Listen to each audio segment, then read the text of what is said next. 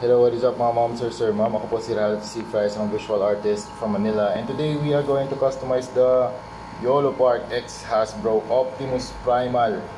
Ito na, naayos ko na siya, natanggal ko na lahat ng parts. Na-disassemble ko na lahat ng parts. And nalagyan ko na rin ng blue tack sa mga spaces na kailangan na mask para hindi maapektuhan yung mga joints. So gumamit din ako ng alligator clips. Meron din akong gloves para hindi ma-sprayan yung kamay ko. Also, ito yung gagamitin nating spray paint, Bosni Flat Black. Okay? So balikan ko kayo kapag na-spray paint ko na siya. Siguro mga 2 to 3, siguro 1 to 2 multiple thin coats ang gagamitin natin dito. Okay? So balikan ko kayo pag na-spray paint na natin siya. Okay, so try natin yung first color. Dapat ang ginagamit ko yung first color lagi ng dry brush, yung mas dark. Para pag nag-layer ulit tayo ng isa pang dry brush, yun yung mas light naman. Okay, so then try natin. Sa paggamit naman ng dry brushing, hindi nyo kailangang madiin. Hindi kailangan madiin yung dry brush. Kasi ang concept lang ng dry brush, kaya black in spray natin. Kasi yung black, yun yung pinaka-dark na color. Tapos yung kulay na pinapatong natin, yun yung mas lighter. So yung black, darkest. Sunod na kulay, intense violet. Tapos sunod na kulay, blue. And then we are going to do the details. So dito ang ginagamit natin, mas broad muna. Broad muna yung approach natin. Macro muna to micro. Hindi tayo, kasi yung details, we can go crazy about the details eh. Kasi talagang parang hindi mauubos yung mga areas kung saan tayo pwede mag-detail. So dito ang gagawin lang natin, ayan, intense violet. Para magkaroon ng depth ng ibang color yung armor, hindi lang siya super black. Alright, we are done with the first layer of dry brushing. So ito na yung itsura niya, ito na yung chest, ito na yung mga arms, there you go, arms, legs, tapos face, yan. And then you have the feet. And don't worry about the details, mamaya mag-details tayo. For now, ang importante, malagyan natin siya ng additional na hue na intense violet. Tapos the next na gagawin natin ay cobalt blue naman na next layer ng dry brushing. Okay? Every time na maglalagay ako ng mga bagong layer ng pintura, sinisimulan ko sa likod para kung kunwari hindi ko nagustuhan, at least nasa likod siya, diba? Okay, try natin color blue. Okay, nice. Ito yung gusto kong blue din. Ganda yung mix ng blue tsaka intense violet.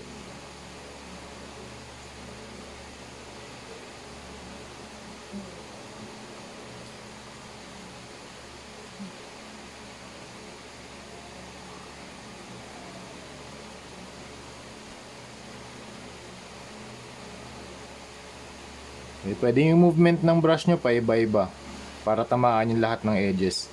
Pwedeng circular, up, down, left to right, yan. Pero kung gusto nyo, tamaan lang yung isang edge from down to up, upward motion. Ako gusto ko tinatamaan ko lahat ng edges, pati surface.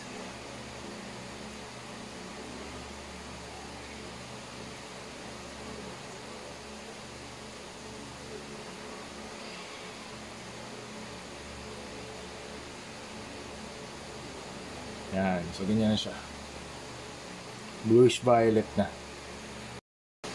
Alright, we are done with the layer of cobalt blue na dry brush. So ito na yung itsura niya. So we have layers of intense violet sa likod. Tapos parang next layer of highlights. Yung naman, next layer of dry brush pala, yung cobalt blue. So meron tayong mix dito ng purple, intense violet, tsaka cobalt blue. Next naman, ito medyo detailing na. Light turquoise yung gagamitin natin for the lines. Tapos ito yung mga brushes na gagamitin natin for the line work. Mag-mix na rin tayo ng water-based acrylic primer matte white from Hero Paints. So mix natin tong dalawang to. Okay?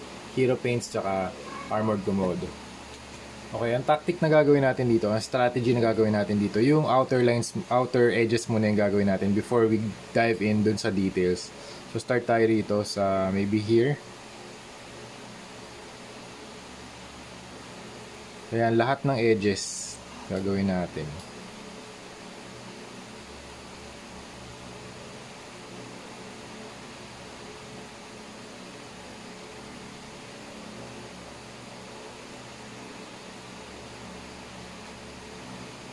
Hindi kailangan super ano to, super precise. Kasi pwede naman maging ano yung lines eh, maging bold yung lines eh. 'Di ba? Maganda rito, merong differentiation, merong mga different sizes na mga line weight. Ay, teka, ayan pala. Ayan.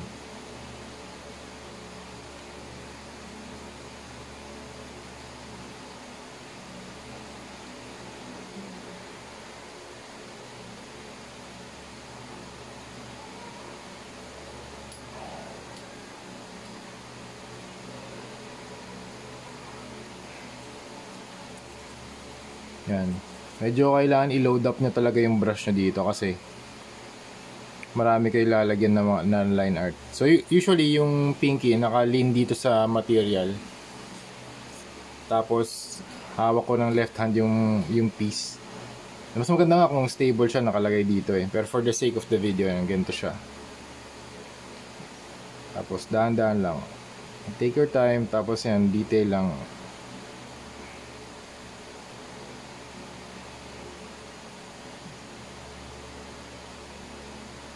Pwede nyo gamitin yung edge ng brush para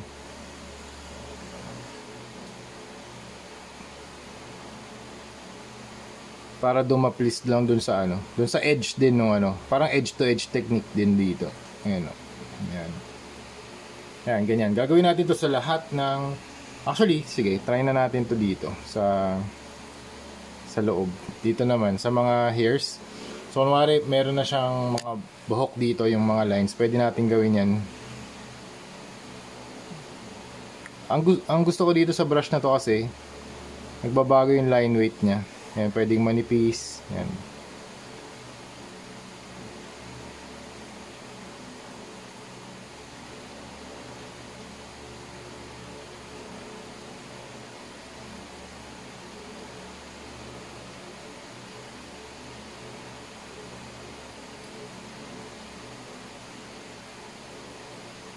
Yun. So, ganito yung gagawin natin sa lahat ng pieces ng armor. Okay? So, yan. Ganyan na siya.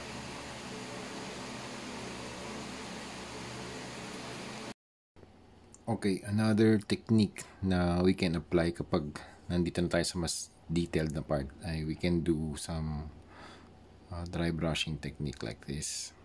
Okay? So, ang malalagyan lang ng pintura dyan, yung mga edges lang.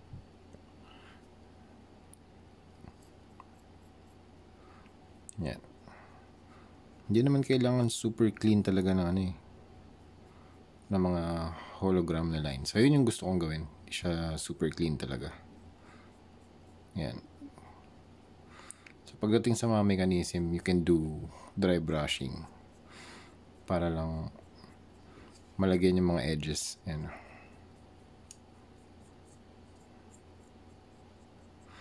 Dito rin sa loob. You can do that. Sa mga hard to reach areas, pwede yan.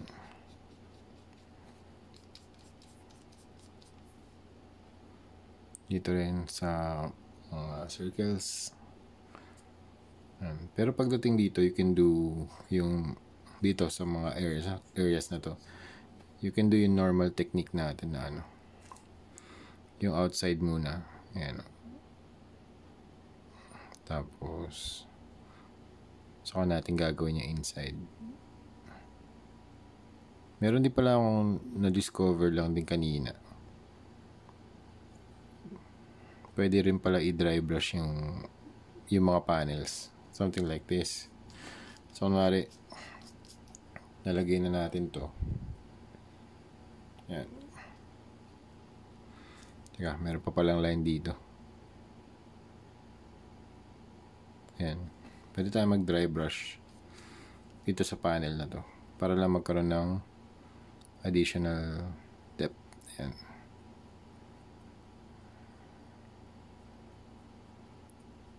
Yan. So, ganun siya. Parang ganito yung ginawa ko sa body. Yan. Para lang magkaroon, kita yung texture niya. Yan. Pwede rin dito pala sa mga areas na to. Yan. You can do some dry brushing. Lalo na dito pala sa mga areas na may parang hair. Yan, you can do dry brushing para lumabas yung texture niya.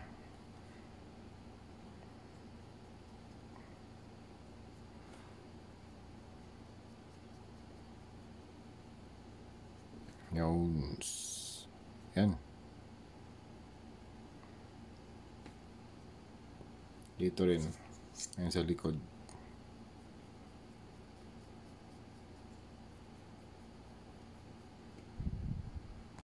Alright, next, gamit tayo ng Hero Paints na acrylic primer matte white para makapaglagay tayo ng level 1 highlights dito sa line art na turquoise. Actually, nalagyan ko na ibang parts pero ito, i-reinforce lang natin yan. Reinforce lang natin yung white. Kasi yung coverage nito parang... Actually, ano yun, shoutout to Hero Paints kasi nakita ko meron silang ultra white. Stronger coverage. Ganda nun.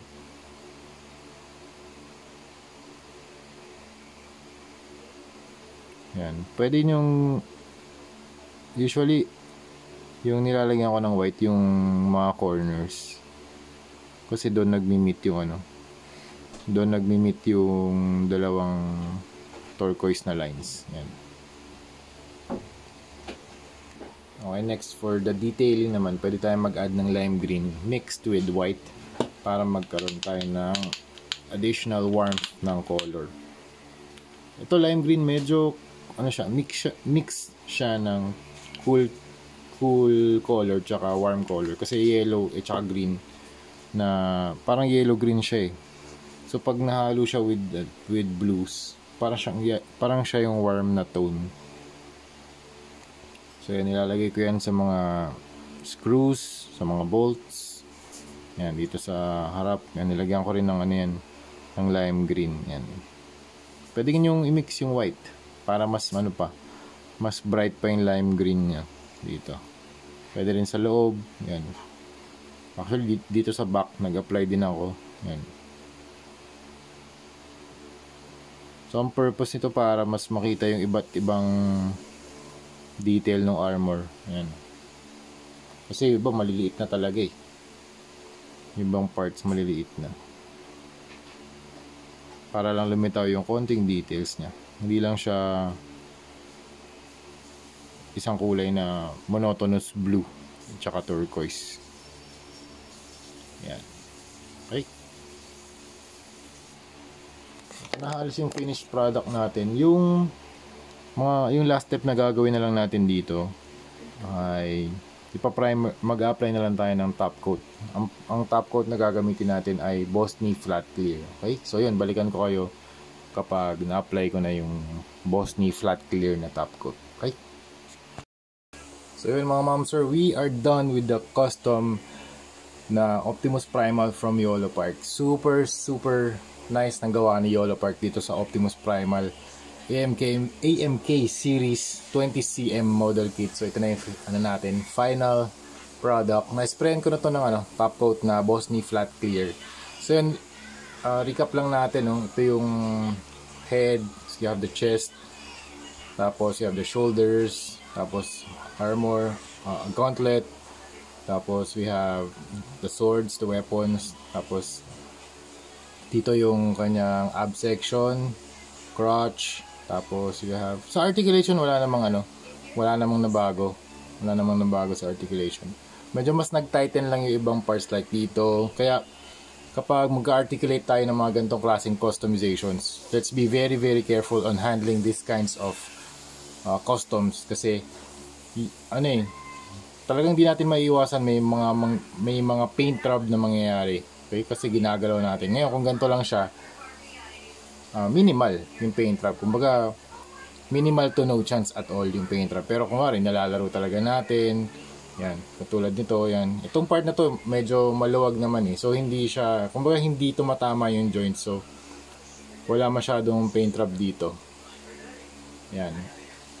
Yan. So expect kapag nilalaro nyo talaga yung mga customs, meron talagang mangyayari mga paint rub, paint scratches kasi nagkikiskisan talaga yung armor panels. Kung merong 1mm na gap, pwede pang maiwasan. Yan. Pero ito na yung ating final product. Ayun, recap lang natin. para sa hologram paint scheme natin. Ang first step ay to apply the primer, Bosney Flat Black, dry brush level. Tapos dry brush tayo, level 1, intense violet. Tapos yung dry brush level 2, cobalt blue. Tapos yung line art natin, light turquoise. Tapos yung highlights doon, white. Detailing natin, lime green. Or pwede kayo mag-add ng white for brighter colors. Tapos top coat, Bosney Flat Clear. Pala, tapos papakita ko sa inyo kung ano yung itsura niya kapag turn off yung lights. Tapos ang gamit kong light dito ay RGB light from Andover. Yan siya. Para siyang nag-glow na paint. Siguro mas maganda kung black yung background natin. Pero hanap ako ng black background. Medyo nalilito lang yung camera pero ganyan siya. Okay, may mga nag-glow na parts. Parang nag-glow na mga parts. Yan. Lalong-lalo na yung mga white na highlights dun sa line art. Yan. Siya yung tumatanggap ng mga brightest na ano. Siya yung nagre-reflect ng mga brightest lights. Ayun, meron pala kaming black BG. Teka lang. Thank you. Yan. Ayan o, para sa ano. Magpo-photoshoot kami. Tapos ilalagay ko to as black background. Yan. Angas. Maangas na ano. YOLO part talaga ng mga action figures. Ng mga model kit. Kaya tuwan-tuwa ako sa gawa nila. Actually, yung Bumblebee and Optimus Prime siguro susunod ko na. Gagawin ko ring hologram. Yun na yung magiging ano natin. Isa to sa mga premium lines natin. So, ang price point nito ay around $450. Yung hologram paint scheme natin. Enjoy ako dito sa mga gantong klaseng paint work. So yun mga ma'am sir. Thank you very much for watching and see you sa next video. Bye-bye.